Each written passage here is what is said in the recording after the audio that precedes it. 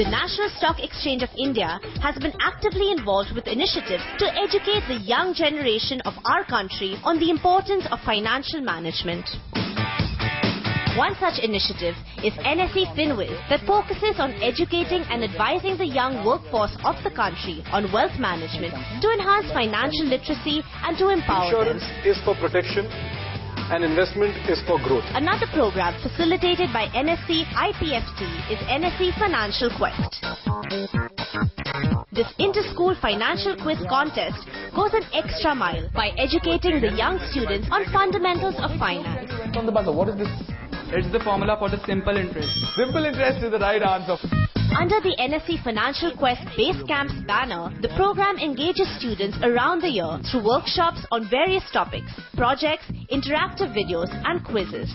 DiCaprio is bouncing checks of Pan Am. Plus 75 Plus 75. To facilitate these two programs, NSE along with CNBC TV18 has travelled across the country to bridge the wide knowledge gap in terms of finance.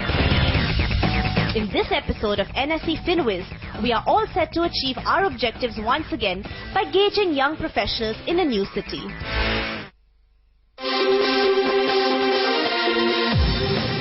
Paris-based Capgemini is one of the world's leading consulting, technology and outsourcing service providers. Present in over 40 countries with over 180,000 employees, the Capgemini Group helps its clients transform in order to improve their performance and competitive positioning. Capgemini India was established in 2001 with its first office in Mumbai. Capgemini in India has a workforce of over 85,000 people across 9 cities.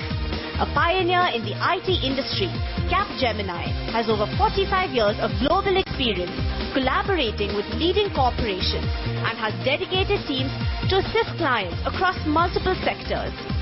NSE FinWiz visited the headquarters of Capgemini in Mumbai along with the experts to gauge the thoughts and notions of the employees on financial planning and wealth management with the theme Dreams Come True. I have got some lock-ins in terms of some capital investments in property, etc.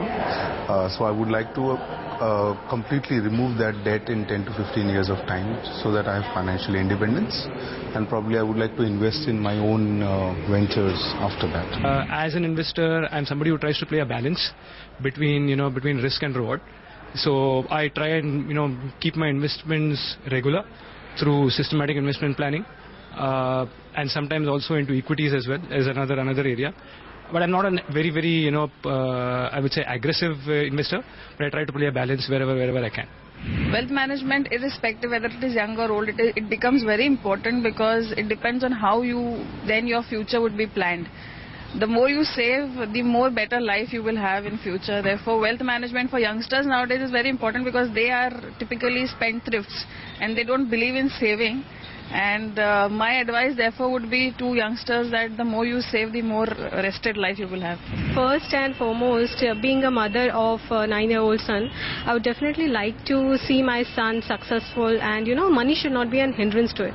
So that is the primary reason that I would like to save my money. And second is definitely I want financial stability during my retirement. So I want to retire well and have a peace of mind then. So these are the two reasons that why I'm saving money for. Hello and welcome to Season 4 of NSE FinWiz powered by CNBC TV18, and I'm your host Nitya Balakrishnan.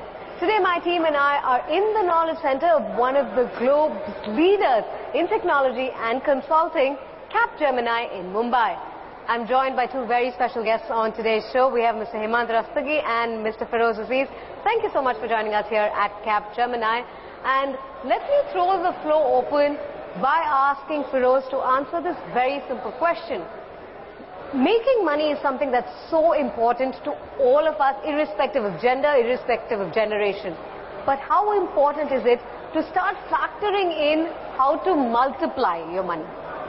See, I think like you rightly said, multiplying money and creating wealth is a very important aspect of one's life. Because as you progress in life, your earning capacity keeps coming down, but your expenses keep going up, and the commodities you consume become more and more expensive. So as long as your money is actually growing more than the commodities price and is actually factoring in this reduction of your earning capacity, then you're good. And so you can sustain your lifestyles forever. So multiplying the money is a very, very important part of a financial plan so that you can sustain your lifestyles for good. Hemant, if I can ask you to jump in and tell us really what are the tools that one can use when you talk about wealth creation? Because the Indian mindset is again looking at typical schemes like the NPS, a fixed or savings, bank account, but nobody really goes ahead and experiments, and even when you do, maximum is the equity markets. So talk to us really about what are the tools in the equity markets and others as well where one can park funds today. Well, I think there is no doubt about the fact that all of us want to make money. All of us want our money to grow. But I think there is a way of going about it. The problem is many investors, when they start investing, without realizing in which direction the money has to go, what exactly they want to do with the money, they start investing. Now, for example, if I want to invest some money, a friend of mine comes and tells me that equity markets are doing very well. I will go and put my money there. If the equity markets are down, someone comes and tells me, now this is another time for you to go into equity, go into debt. I will put my money into debt, and then someone comes and tells me, why not gold? So I will start putting money in the gold. See what I did? I did invest my money. I did not see what exactly my need, what my goals are. I did not see whether I have the capacity to take the risk which comes with equity. Maybe I invested a lot of my money into debt, for example, which made my portfolio very, very conservative. Whereas I was investing for the long term. So I think it's very, very important to have a financial plan in place. Like everything else that we do in life, it's very, very important that we plan our investments. So what do we do with that? We begin 2 or 3 steps. One, what exactly I want to achieve with my money, which means what my goals are. All of us have goals. There are goals that we want to achieve in the short term, in the medium term, in the long term. Short term could be that you want to go out with your family out for a trip. Medium term could be that you want to buy a car. Long term could be buy a house, or could be for education of your children. So all of us have goals. Once you define your goals, what it does for you is it allows you to decide in which direction your money has to go. How much can go into equity, how much can go into debt, how much you need to invest to achieve this goal. So I think what I'm trying to say here is that you need to give direction to your money.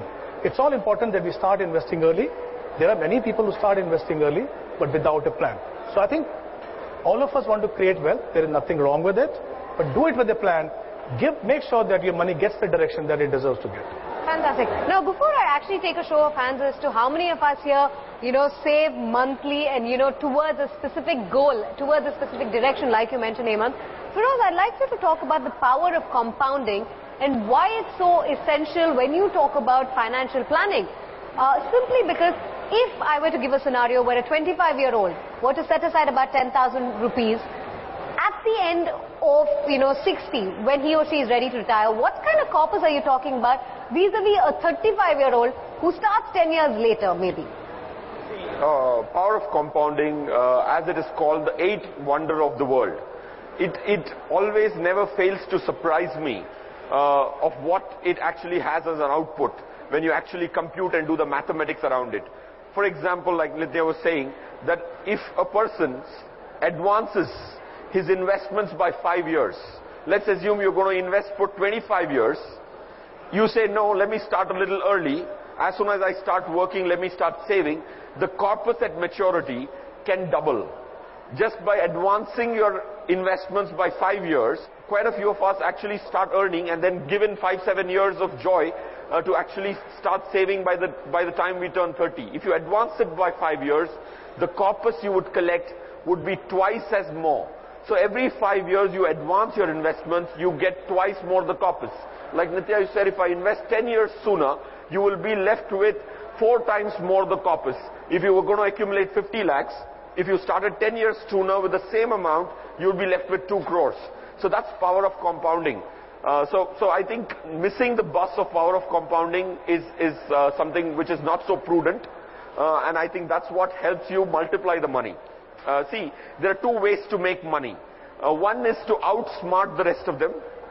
The other is to out-discipline other people. outsmarting everybody is a very tough task because everybody can't outsmart everybody else. But out-disciplining other people is the right approach to actually creating wealth. So I think that's more important. And power of compounding comes to the favor of anybody who's more disciplined than somebody who is a little more reckless with his investments. All right, it's Personal Finance 101 here at Capgemini in Mumbai. But on that, welcome back in conversation with Feroz Aziz and HEMANT RUSTAGI. And it's time to throw the spotlight on debt instruments. Our core topic for today is what are the kind of debt instruments available in the Indian market and how do we look at parking our funds and balancing investment into debt instruments along with that into equity.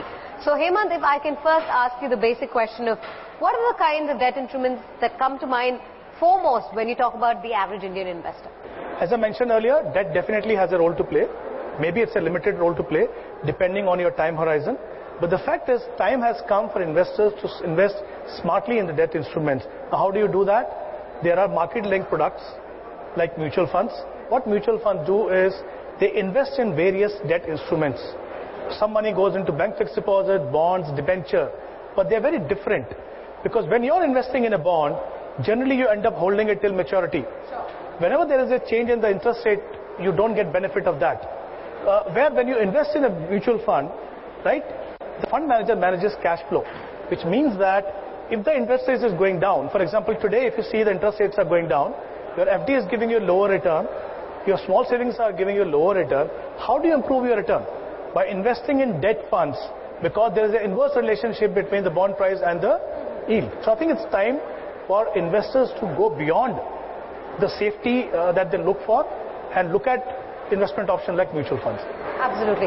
Now, Feroz, if you look at bonds versus debentures, talk to us really about why there seems to be hesitancy in the Indian investor when you look at these kind of vehicles to park your funds. See, what do you mean by debt? Before we get more specific of what are the instruments, debt is lending to a company is called debt. Becoming a partner of a company is called equity. So if you're lending to a company and if you stand alone lend it without an intermediary, you will not be able to buy and sell bonds so extensively. So like Hemant mentioned, the mutual fund wraps all these bonds. See, when you lend money to a company, the biggest risk is, what if the company is not solvent enough or is not solvent to repay your money? So that's a very big risk. So if you actually buy a mutual fund, he will not lend to one company, he will lend to 40 companies, 50 companies. So mutual fund, point one which I'm making is, a mutual fund is a very, very efficient platform to buy debt. Point two which I'm making, which I think Hemant has already made, is because mutual fund is a trust, actually a trust format, taxation is very, very efficient. Third, you also get the benefit of the fund manager's intelligence and tries to give you extra return than the interest which the companies whom you have lent to gives. So for these three reasons, I would always recommend people to not buy a bond directly, but you use a mutual fund. Fantastic. If we can have Manoj Singhvi, a senior consultant here, the query that he has on debt instruments is, A, can they help in beating inflation, Hemant? And B, do any debt instruments have particular exposures to a company or sector in the long run? Are there any such available options? Debt definitely is not an asset class to be invested for long term, because that's where, because it does not have the capability or the capacity to beat inflation in the long run. What are you looking at, short term and medium term? Because you do not want to take too much risk, you're looking at an option which can give you better return than what you get in fixed deposits, and also where the risk is reduced. Because mutual funds are diversified investment vehicle, you should be looking at investing in the income fund or different kind of debt funds rather than going and directly investing into debt market. Now, if we have Amit Khodke in the testing department at Capgemini, this, Feroz, is a query that a lot of us have. What percentage of total investment should be into debt funds, and should this percentage change at different age brackets? See, as and when you come closer to your goal, okay, you should make a check whether there is more and more certainty towards achieving your goal. Then you should definitely reduce your equity, because if it is evident that you're going to meet your goal, at that point in time, if you don't make the change, the goal which was almost going to get met might turn around and not get met. So the point I'm trying to make is it's a dynamic process of evaluation, of trying to see the time gap with the goal and the money saved for the goal, not necessarily your age. So with time, should this allocation change? The answer is yes. Does it have to be correlated to your age? The answer is no. It should be correlated to what then? It should be the proximity towards your goal in terms of time, which should determine this change. And as you get closer, and if there is more and more certainty of the goal getting met, it is pointless to actually take the risk when you are anyway meeting the goal. At that point in time, even having 100 rupees of yours allocated for that goal in debt, as long as debt can get me there, then why am I taking the extra risk and putting the goal to a question mark? From bonds to debentures to bitcoins. But on that note, it's time to slip into a quick breather right here on NSE FinViz. But stay tuned. It's a pleasure to have you right back here on NSE FinViz. And let's throw the floor open to participants here at Capgemini in Mumbai. Hello sir, my name is Niranjan and my question is regarding NPS. So with recently increased equity exposure to 75%, is it a worthy candidate to be considered in place of mutual fund for investment with the tax benefit included into it? The problem with NPS is, I tell you what, one is that equity exposure goes down over a period of time, whereas in equity you can decide how much equity fund, you can decide how much you want to give. For example, if you compare that with a pension fund, a 100% equity pension fund, there are a couple of funds which are available there. You can decide how much allocation you want to actually make to equity. The second is taxation point of view. The third is that compulsory annuity of 40%. So, you know, on certain portion you're paying tax, 40% of that goes into compulsory annuity. And in terms of flexibility, I believe that even though I would recommend that when investing for, retirement planning, you should not be touching that money, but you definitely require certain amount of flexibility, which NPS will not give you. So as a product package, if I look at, I think NPS has improved. It is better than what it was, but I think there are better options than NPS today. And my question to you is, if I want to have a direct exposure to equity market, so how do I select large cap and mid cap funds? What parameters I should be looking at? I mean, their 5 years performance or any other parameters I should look before investing into it? Firoz, if you can have your answer. See, there are several stocks which have actually never come back to the peak which they ever touched. But there is very few mutual funds, maybe only 1% of the mutual funds would have not come back to the peak. There are stocks for the last 10 years, they wouldn't have come back to the peak which they started falling from. So, patience also might not pay off in a stock, right? There are stocks which have fallen to 1/10 the value and they're still at 1/10. And even if you hold them for 50 more years, they will not go back there. But the same can't be said about mutual funds. So you have to do industry peer group. You have to find out how much are you paying and how good is the corporate governance. These are the three nutshell larger concepts before you buy a stock. HEMANT RUSTAGI and Firoz Aziz, it's been an absolute pleasure having you on this episode. From all of us here at Capgemini and Team NSE FinViz, thanks for watching and have a great weekend. Being in the IT industry, we are technical people, so the awareness regarding investments and financial part of the world is very less in our community. So going from that point of view, it was very informative. After this today's session, I'll have to go back and I'll have to revisit all my financial planning, considering the inputs they have given to me. It was very helpful. This event was very good. The main part of the event was the mutual funds, and we had a very good information about the mutual funds which earlier